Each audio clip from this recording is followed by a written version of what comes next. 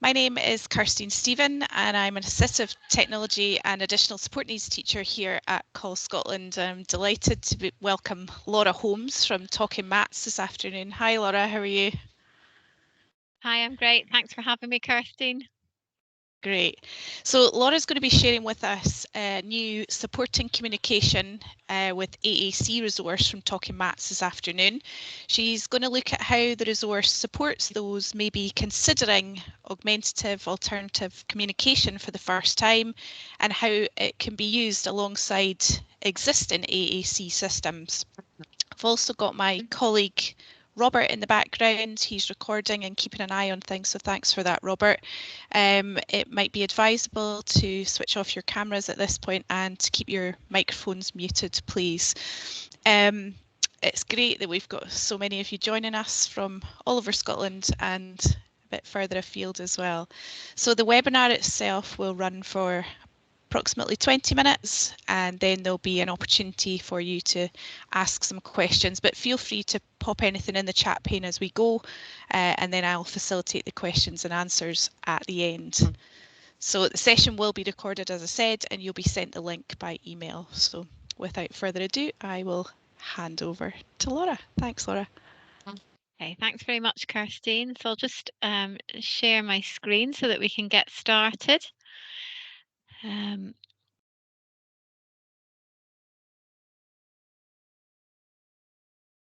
Okay, so it's great to be here today doing this call centre webinar. And as Kirstine said, I'm going to be talking about how we can use Talking Maths to support individuals to express their views about their AAC and communication, and specifically talking about our new resource and the accompanying training module that goes with it. Just to give you a little bit of background and introduce myself, I'm a senior associate for Talking Maths. I am a speech language therapist, though, by trade, and I have spent many years working in the field of complex needs. And as part of that, working with AAC users and using Talking Maths informally just to find out how they felt about their communication and their aids. So, very much a subject that's close to my heart. And also a little bit about Talking Maths as well, because some of you may be familiar, but maybe some of you aren't so familiar. So Talking Maths is a social enterprise based up in Stirling at the University Innovation Park. We do have trainers and our communities sort of worldwide, really, so across the UK and further afield. I myself, most of our core team, we are quite a tiny core team. Most of them are based up in Scotland, but I myself am based just outside Manchester. So Talking Maths as a social enterprise is basically we're an independent business and we exist to deliver a specific social vision, and any profits we make are reinvested in that vision. So if I just move on to the next slide, at the bottom you can see that our vision is to improve the lives of people with communication difficulties by increasing their capacity to think about and communicate effectively about things that matter to them. So lots of people know Talking Maths or may have heard of Talking Maths and thinking it's a communication tool, which of course it is. It does support people to communicate. But in recent years, we've also increasingly found and been able to find examples of how it actually supports thinking as well. So it can support that thinking process and exploring views and then sharing them. And Talking Maths itself, you can see a picture of Talking Maths in action on this slide, is a visual communication framework and it's based on research. The research, if you're interested in, there's lots of information about that on our website. And at the end of the presentation today, there will be a link that you can follow to find out more. But the key research finding is that Talking Maths helps people to say more and the quality of what they say is improved. As you can see from the picture, it is actually a mat.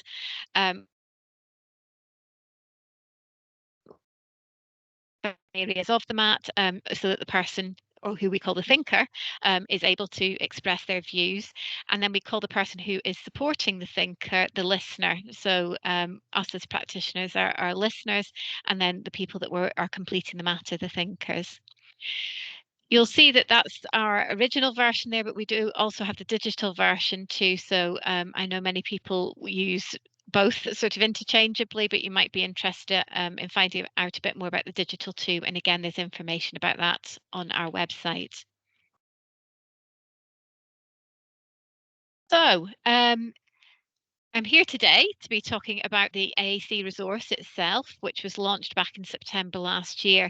And it's been quite a long-running project, and we had always felt that developing a Talking Maths AAC resource was important. And there were two sort of key organisations that were also involved very heavily in this project, who also had a perspective that they were coming from in terms of why they wanted a Talking Maths AAC resource. So our key partner was ACE Centre or ACE Centre North, which is in my neck of the woods in Oldham. And from their perspective, they were wanting to improve the involvement of people who use AAC and also develop the skills and the confidence of practitioners. From our point of view at Talking Maths, we were aware that across the world there's different understanding interpretations of AAC, and we also felt that there was a bit of a missing gap or a gap in terms of being able to talk about conversation dynamics and that idea of undue influence that people may have on people or AAC users and their views and their decisions too. And we felt Talking Maths could support avoidance of that. And then SCTCI, which is the Scottish Centre of Technology for the Communication Impaired, were also involved. And they really wanted a tool to ensure that AAC users have a way to discuss the use of AAC tools across various aspects of their life. So moving on to the next slide. So yes, so this was a long-term project. So it actually started back in 2018. Talking Maths ran a focus group at ACE Centre North to unpick some key issues.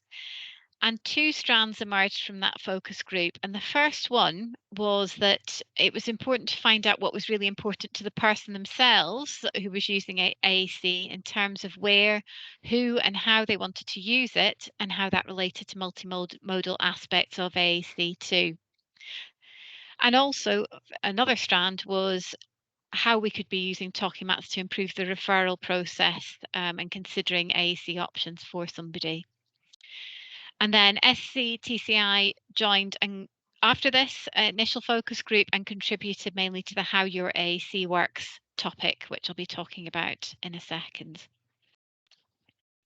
So one thing that came out of the focus group and one thing that's freely available for everybody to download is the Talking Maths resource and script, which supports conversations about readiness for AAC.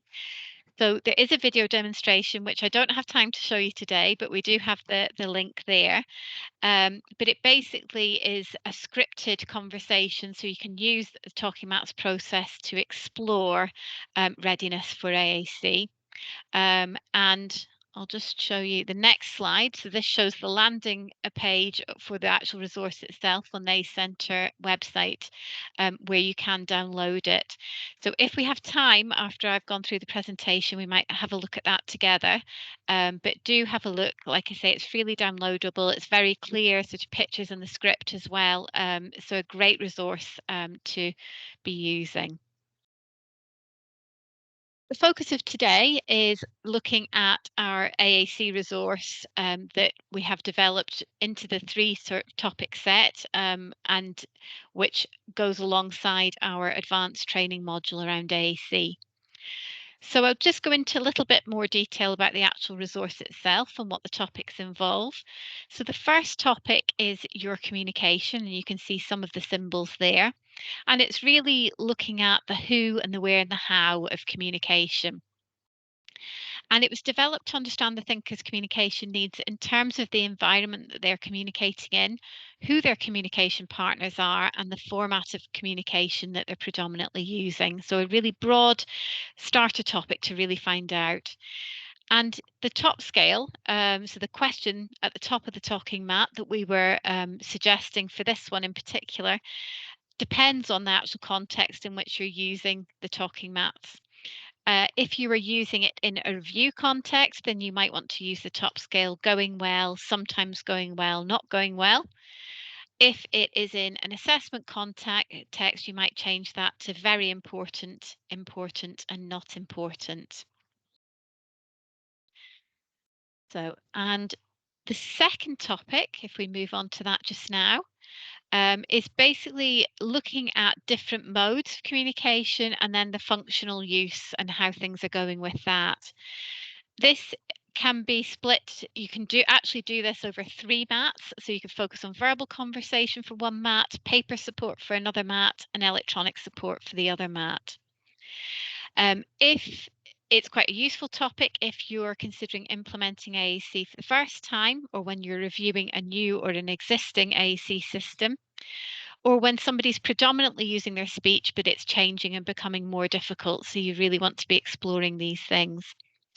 And the recommended top scale for this particular topic is going well, sometimes going well, and not going well. And I'm just going to show you a short video clip just now. I am going to stop sharing because I'm aware I need to put on the sound tab, which I don't think I did when I started before. So I'll stop sharing and then come back to be able to share the actual video on the next slide. So this should be working now. So we'll just have a look at this short clip of a mat session focusing on this topic. We're going to look at Philip now. Philip has cerebral palsy. He is a skilled communicator using a combination of his verbalizations, which are unclear to a non-familiar speaker. He uses non-verbal and restricted gestures, and he also has a paper-based alphabet chart. He is a musician, and he goes into schools to give talks to young people. His view, as you'll see on his mat, that his own communication with both verbal conversation and paper-based support, we've combined those on the mat because he tends to use those together, that's best for everyday chat, sharing jokes, being included, although he does acknowledge that the success of this does depend on the skills of the person he's interacting with. But he thinks this method is faster for him, and he enjoys the process of establishing that shared meaning with the other person. It makes him feel more part of a group. However, for giving talks, or if he has more serious things to discuss, he likes to use his electronic system because it means he can prepare what he wants to say, and he feels that gives him more credibility. Using the same options with the different mode gives a comparison. It's important to completely legitimize both aspects of Philip's communication. Okay, so a good example of how it can be used to really explore how somebody feels about different aspects and modes of their communication.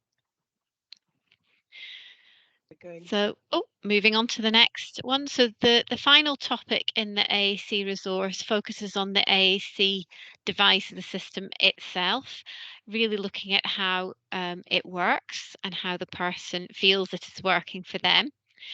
So we've got various options there, and the top scale to use with this really does depend on the context again, but the ones that we'd be recommending for your top scale question would be going well, sometimes going well, not going well, or happy about, not sure, not happy about. So using all 3 topics can really support the person that you're working with to really share their views about their communication in general, and also more specifically about their existing AAC device too. And it's useful just to sort of bring this into the bigger context, because if we're involving people in healthcare decisions like AAC use and their communication, it means that the care that is being provided is going to be more effective. The patients or people are going to be more satisfied all around, leading to a better quality of life and improved health outcomes as well.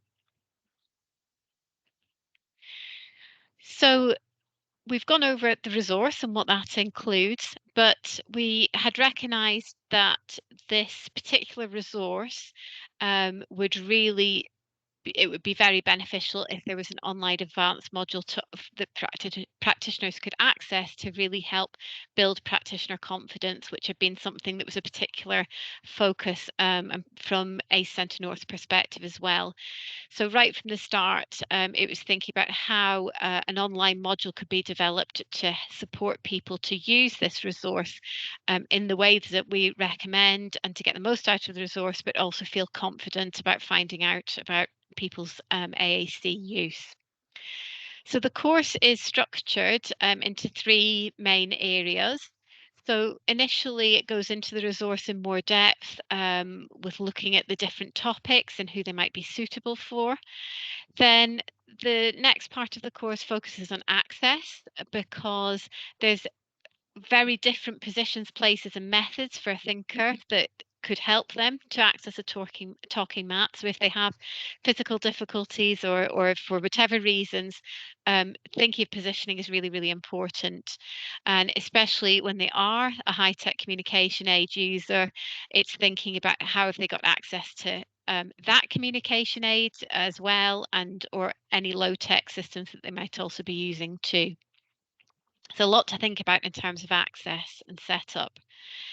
And then this then moves on to thinking about conversation dynamics in more detail. So really looking at how the dynamics in a conversation can be affecting an AAC user when they're trying to share their views. So again, trying to get away from that possibility of undue influence and making sure that we're really truly hearing the voice of the person who's using the AAC and how they feel about it, and recognizing how having additional people in the session during a talking mat may well have impact and may skew some of the placement of the options as well. So quite a lot around that to ensure that that is not the case. So the next video clip is just a very brief one to show how a different way that somebody might access a talking mat and be doing a talking mat. So I will just press play for this one and you can see that in action. Look at bingo. What do you think about bingo? You don't like it. You say you don't like bingo. Okay. What about seeing friends? What do you think about seeing friends? You like it. You like seeing friends.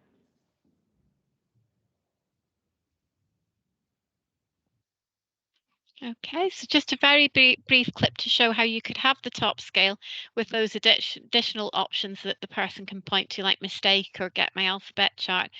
So the practitioner or the listener themselves is placing the options on the mat, but we're taking away that requirement for the thinker themselves to be placing because it wasn't possible in this particular circumstance. So the course goes into quite a lot of detail and thinking about different access methods to really enable people to be using the talking mats process to share their views.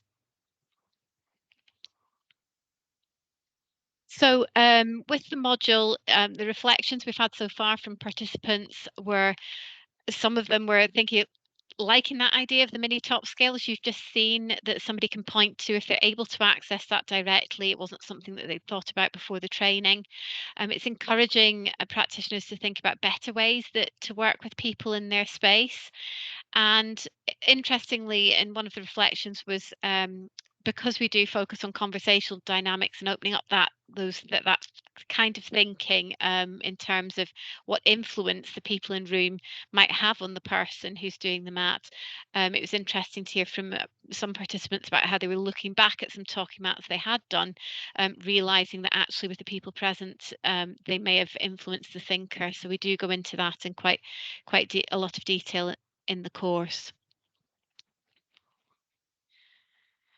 So if you are already talking mats trained and have completed the foundation course, then you can access the course And just for today, obviously, because we want to encourage people to be doing this and using the course to support people to be sharing their views about their AAC and their communication.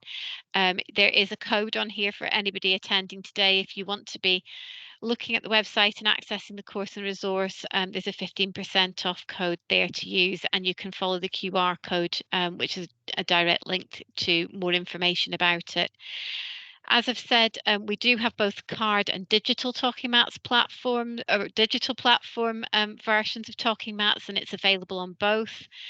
And the course itself runs every month, and it involves 3 to 4 hours of self-directed learning, and the final sort of assignment is a reflective practice, which you would upload onto the forum. And it's really useful to hear what other people have to say as well. And the participants have 4 weeks to complete that course. As I've said, though, to access the course and the digital platform, you need to have completed the Talking Mats foundation training, because this is an advanced course. So you basically have to have that foundation basic knowledge of Talking Mats to be able to go on to use this. So if you want to find out more about our foundation training, if you haven't yet been foundation trained, you can follow this QR code, and that gives you some idea of the different options we have available for individuals and organisations as well. And just this final slide before we stop for any questions that you may have. You can follow these codes to find out more about free resources we have, our blog, lots of really interesting impact stories, and not just AAC, lots of other things going on with Talking Mats, a link for research and consultancy, and also information you can find out about doing licensed training and other advanced modules, and any post-training resources there as well. So I will stop sharing there and come back to see if we have any questions, Kirsty. Yeah, we've just got one there. Somebody saying that they are interested in the training, but they'd need to speak to their line manager first, and asking if the code is just available for people who managed to sign up today, or are you going to leave it open? We are going to leave it open, yes, yeah, and we're fully aware it can take time for people to get these things approved. So off the top of my head, I'm pretty sure it's the end of June, so that code is available till the end of June for people to be able to access it. Oh, that's great. Great, thank you. We'll just wait and see if there's any more questions coming in. I've got one for you though. I'm interested, I'm not Talking Mats trained, but I was wondering how you decide on the top scale, depending, obviously it differed with the assessment. Yeah, it is. It's probably one of the trickiest things that people find with Talking Mats, because the top scale can change the responses. Obviously, the options could be placed in different areas depending on what your top scale question is. So that's been a big part of this project, is doing the pilot stage, finding out what top scale works best for which resort or which topic. And it's something that we really cover in quite a lot of activities in the second part of the training as well, thinking about how you do actually choose your top scale, because it has to also make sense with the options themselves as well. So yeah, okay. And the other thing I was going to say was, you mentioned that this new resource is sort of 3 to 4 hours worth, and that you need to do the foundation course first. How long, what's the commitment for the foundation course? So it depends on what option you go for, because we have face-to-face options. We at the moment they're in Manchester, but we will be doing face-to-face options in Stirling as well later this year. So in Manchester we do 1 day face-to-face training, so everything's done in 1 day. But we also do, if we do it in Stirling, we do it over 2 half days as well, and then you would do a video in between. The other options that we do, we actually run a live online training for individuals through Course Beetle, which provides training for a lot of, sort of speech and language, but also educators. We've had a variety of professionals that attend the training through Course Beetle, and that is 2.5 hour live online sessions on the Zoom, and then we do a video reflection session for an hour as well.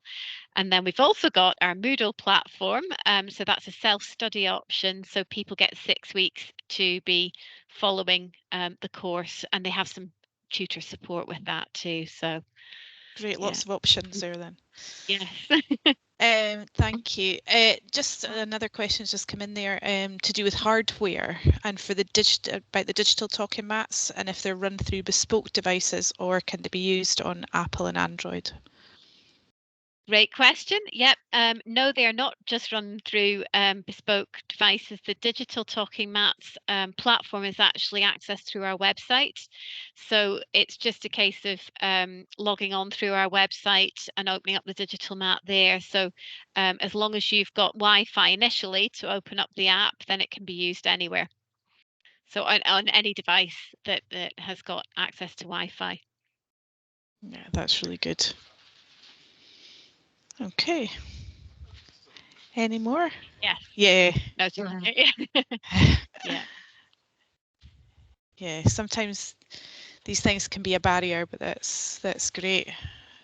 Yeah. Yeah, we had previously had our very old version, which some may be familiar with if you've been familiar with Talking Mats for a few years, was just an app, but that was something that we really wanted to make sure people had more flexibility and could use it on any device. So yeah.